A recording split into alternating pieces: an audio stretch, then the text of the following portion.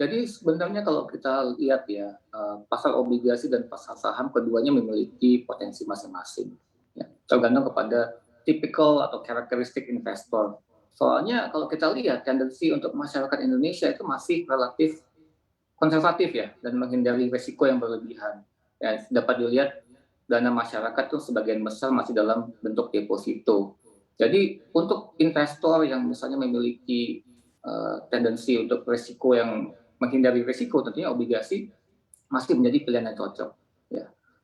Walaupun demikian, tentunya diversifikasi itu penting. Kalau kita melihat adanya recovery ekonomi setelah PPKM dibuka di kuartal ketiga itu tentunya memberikan animo yang sangat sangat bagus ya, sangat besar untuk pasar saham Indonesia.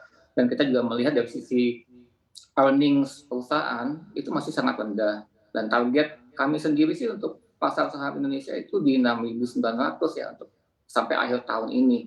Jadi dapat dilihat memang ada potensial untuk pasar saham sampai akhir tahun. Jadi tergantung kepada bagaimana investor memilih atau mendiversifikasi. Kedua kelas aset memiliki masing-masing daya tariknya, ya. Jadi gitu sih Mbak Hifa, keduanya memiliki potensi, tinggal investor saja Berbicara memilih tadi yang ya mana. pasar obligasi kemudian juga pasar keuangan, seperti apa sih penyesuaian atau mungkin racikan-racikan dari aset reksadana untuk Manulife sendiri?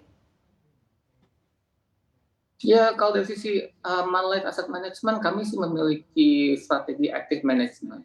Active management itu di mana ya kami terus menyesuaikan positioning portfolio dengan kondisi pasar sendiri. Contohnya ya jika memang contohnya kita lihat pada saat ekspektasi adanya tapering, dapat juga misalnya di pasar obligasi kami melakukan rebalancing dari yang misalnya tenor panjang ke tenor yang lebih pendek. Kita juga dapat melakukan rebalancing dari obligasi pemerintah ke obligasi korporasi yang cenderung lebih stabil harganya dan sebaliknya. Jadi setelah kondisi tapering ini terjadi, tentunya kami akan mengkaji ulang bagaimana kondisi fundamentalnya, bagaimana positioning portfolio kami, sehingga kami dapat memberikan hasil kinerja yang terbaik sih untuk nasabah. Begitu Mbak Iva. Oke, kemudian Pak kalau kita berbicara terkait dengan racikan begitu ya, ada sejumlah aset manajemen mungkin yang lebih konservatif begitu ya, lebih cenderung khawatir terkait dengan pasar obligasi ataupun juga surat berharga negara atau SBN. Nah ini kira-kira seperti apa nih Pak untuk menanggapinya Pak?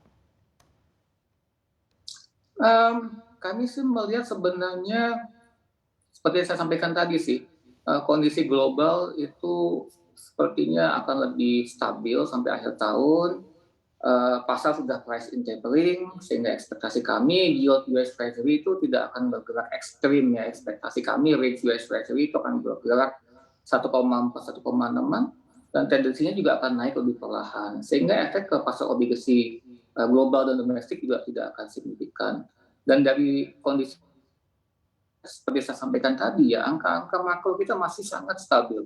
Inflasi itu masih di bawah 2%. Even ekspektasi kami di tahun depan inflasi masih akan berada di bawah level 3%.